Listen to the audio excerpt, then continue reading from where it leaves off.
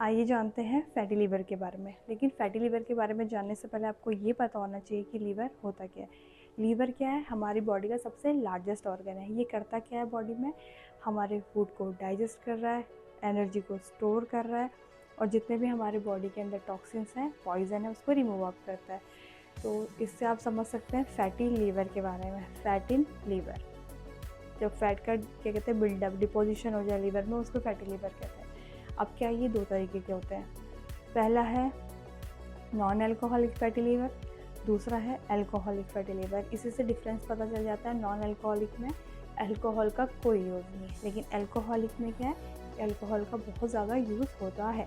अब जैसे जो नॉन अल्कोहलिक है वो भी दो तरीके के हैं, एक सिंपल फैटी लीवर, एक दूसरा क्या है non alcoholic steatohepatitis. Simple fatty liver में क्या है, इसमें क्या फैट तो एक्यूमुलेशन हो रहा है लीवर में, लेकिन यहाँ पे कोई बहुत थोड़ा सा या लीवर सेल में डैमेज है या नहीं है, यहाँ पे कोई इन्फ्लामेशन नहीं आएगी।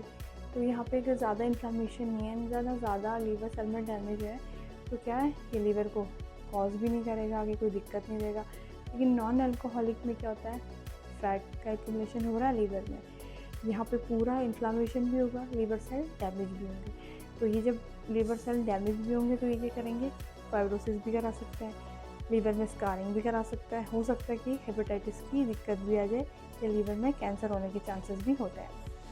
तो सिंपली क्या है, अब इसमें भी आपको मैनेजमेंट करना होता है कि अपना हेल्दी डाइट लें और अपना हेल्दी खाएं, एक्सरसाइज करें और शुगर्स और सॉल्ट को जितना कम हो सके उतना अपनी बॉडी में इंटेक कराएं।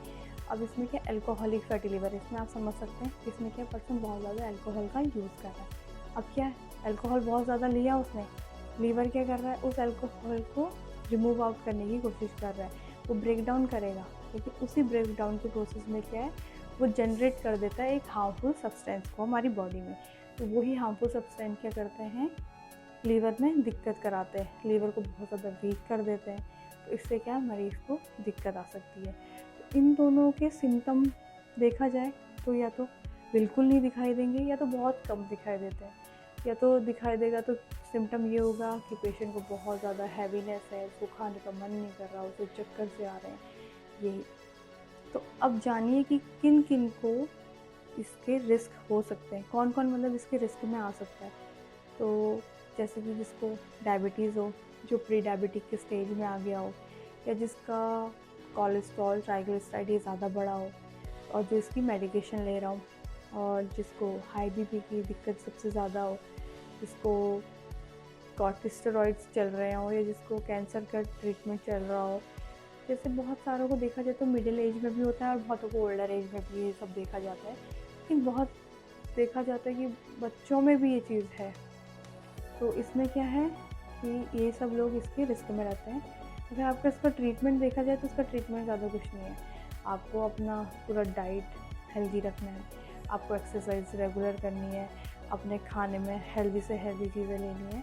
और अगर आपको ग्रेड 2 में जा रहा है तो ग्रेड 2 की आप मेडिकेशन लीजिए, और अगर आपको लगता है कि मुझे सेफेस्ट मेडिकेशन लेनी है तो आप सेफेस्ट मेडिकेशन में जाइए और उसी से ठीक करिए। Thank you.